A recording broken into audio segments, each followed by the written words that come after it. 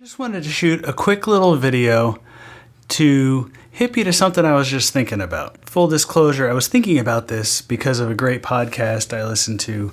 I think it was a Hidden Brain podcast, and they're talking to one of the founders of Wired magazine. On his 68th birthday, he wrote an article, 68 unsolicited pieces of advice or something like that. And he said something which really stuck with me, and I was on a walk and I just kind of wound up thinking about it the entire time. In a nutshell, what he mentioned was that he doesn't like the word amateur and prefers the word enthusiast.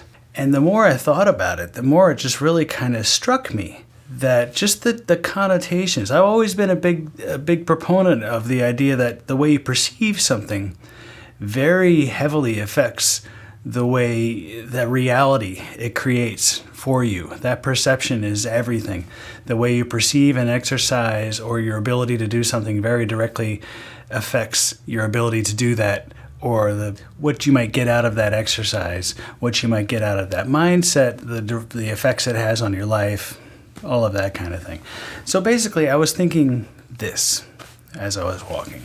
Never perceive yourself as an amateur. An amateur tends to be more fear-based. They're afraid of making mistakes. They have a tendency to compare themselves to other people. They have a tendency to feel like they're at the bottom of the barrel. They're on the first rung of the ladder, and man, that ladder goes so tall, I may never get there. It makes you hyper-aware of any perceived deficiencies you may have. Instead, if you consider yourself a base enthusiast, that has an entirely different feel to it. An enthusiast isn't worried about the comparisons. They're not worried about whether they're a pro or they're an amateur, or they suck, are they good enough. An enthusiast has passion for what it is they're exploring, and they embrace the mistakes in a different way because the mistakes are a learning opportunity. When you mess something up and you take a look at it and go, why did I mess that thing up? And then you realize, I see what I did wrong. You're learning about that thing. You're excited about the potential of what is possible with this thing you're enthusiastic about. You accept the mistakes as an inevitable part of the process of learning and discovery. And in fact, you wind up embracing those mistakes because they are such an opportunity to discover. And the cool thing about making mistakes is that you kind of need to practice making mistakes, because mistakes are going to happen. Everybody makes mistakes. It's how you handle those mistakes. And I've mentioned this in other lessons. On a lot of levels, a pro is just somebody who has, explored things in a myriad of ways, whatever that thing is that they're a pro at. But one of the most important aspects of that is that they've made so many mistakes. They're experienced at how to handle making those mistakes. They know how to recover from those mistakes, and they know how to learn from those mistakes, and they know how to use those mistakes to their advantage in some way. In a way, a pro is really just an enthusiast who has been doing it long enough to have the benefit of having made a ton of mistakes and learned from all of those mistakes. Fear. I was a fear-based player, and I've talked about this before in interviews and probably in some of these lessons as well. I was a fear-based player for a long time. I was always afraid of playing a wrong note, playing a crappy solo, messing up a groove, losing the one, whatever it was. Not knowing how to play over a chord, not even being able to tell where the one was or lock with the drummer, whatever that, it was all there. And it wasn't until I realized that, hey, this is a journey. There's always somebody down here, there's always somebody up here. I'm always going to be somewhere in the middle. And even whoever you think is at the very top of the list, they've still got things to learn. They still got things they want to know. They still have things they can't do. There is no finish line. You never get there. And my realization was essentially, it's kind of a grain of sand on the beach type of thing. I was like, it's just music, It's meant to be fun. I'm meant to enjoy it. I got into it because I enjoy it. So stop sweating it. Stop, something shifted when I started trying to get gigs and play with people better than me. And, especially once I started trying to make a living doing it and get rid of my construction jobs and tow truck jobs and coffee shop jobs. And I've had every job under the universe. And once it became a thing and I was like, oh, I'm supposed to be a professional now, all of a sudden I was crippled with fear. I was so terrified of not being able to do my job well that I wasn't able to do my job as well as I actually could have been doing it. That fear did nothing but get in my way. It just gave me another obstacle to climb on that gig and another thing to overcome. Once I realized that it was just music and I should have fun with it, because if it's going to stress me out this bad, I might as well just be working in an office or something, or have a solid paycheck. And it's not the easiest life being a freelance musician. So I was like, what am I doing this for if it's going to freak me out this much? So I just made a very conscious decision to have fun on the gig, explore. And you know what, lo and behold, all of a sudden my playing just went whoop. It just jumped up a notch. Because I wasn't sweating the small stuff. If I did make a mistake, and I did make mistakes, I wouldn't be thinking about that mistake for the rest of the gig. It wouldn't be distracting me from the rest of the gig. I would just be like, oop, yeah, that note's not supposed to be in that chord. Okay. And I would just move on. And I'm continually present. I'm continually here. I'm here now, like Ram Dass says. And I'm in the moment. And so the rest of the gig would be fine. Whereas before, if I blew something, made some big mistake, especially if it was an important gig, I'd be thinking about that thing the rest of the night, and the rest of the gig would suck. So it's a crucial distinction to make. And you may have noticed in some of these lessons, I make mistakes all the time. I consciously decided when I first started shooting these videos for this site specifically, I've always done educational contents for one thing or another. But once I started, I was like, I'm going to make a site where I can just put all of my educational stuff. And I started making these videos specifically for this site with intention.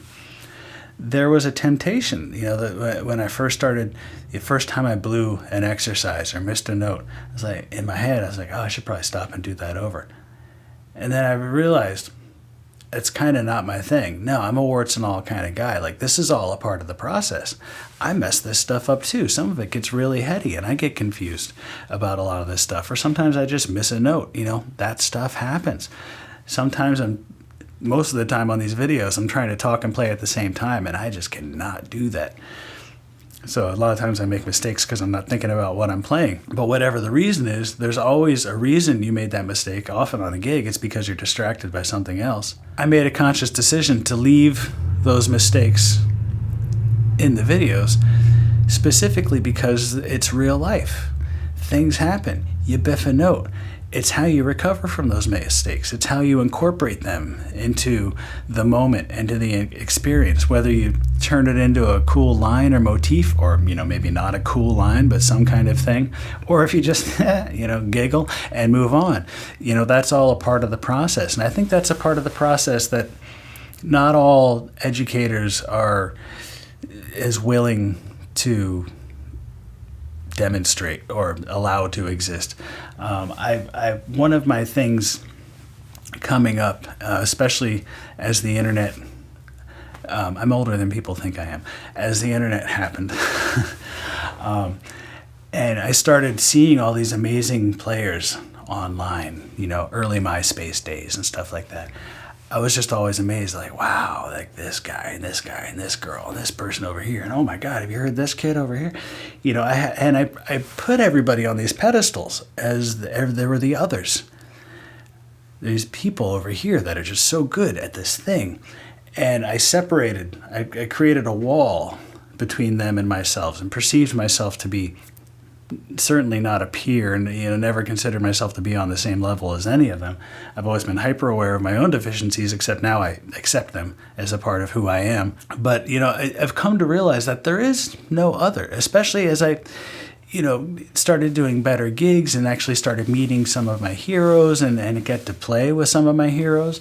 And I realized, especially when you're hanging in the van and they start telling stories about some of their early touring days, and you realize, oh man, we're all the same. We all came up, we all wanted it, and we all got scared. I've heard some of the baddest dudes I've ever played with talk about being crippled with fear before the first time they got to play with, Chick Corea or whoever it was. And I was like, oh man, I thought that was just me. Like, you felt like that? What are you talking about? You're like the dude, you know? We're all the same. We're all on the same journey. There's a spectrum of abilities, and we're all somewhere in the middle of it. And it's cool. That's the way it should be. So I don't mean to get long-winded about all of this. I thought it's an important thing for everybody to realize. My focus with this site is not only to try and teach as many people as I can, as much as I know, which is not everything by any stretch, but I also want to try and teach people how to learn as best as I can. Because it was only once I learned how I learned that I actually really started making progress. So I prefer to try and give people the tools they need. And a lot of those tools are mental. You know, the rest of it is just muscle memory and math. But when it comes to determining your voice on the instrument, discovering who you are on the instrument, and all of that kind of stuff, it really comes down to your perception. Who you are and how you receive information and how you function within these paradigms. You know, it's one of the reasons I don't do a lot of videos of like, here's the flashiest stuff I know, and then kind of a half-assed description of how to do it. I'm not trying to bash anybody. I don't have anybody in mind when I say that. But sometimes I rewatch some of my videos to be like, hey, is this stuff any good? And I go back and I think, oh, the content's good. I'm like, man, but maybe I should do some more, you know, hibbity impressive stuff once in a while. But honestly, I keep coming back to like, no, that's not what my goal for this is. I want you all, whoever is interested, this stuff is not for everybody, I'm aware of that. Whoever is interested in my path and maybe what I have to offer, to try and gain some insights into not just harmony and fretboard awareness and chops and how to take a solo and how to walk a bass line, but also gain some insight into how they learn and how they think about music in general, how they think about learning in general.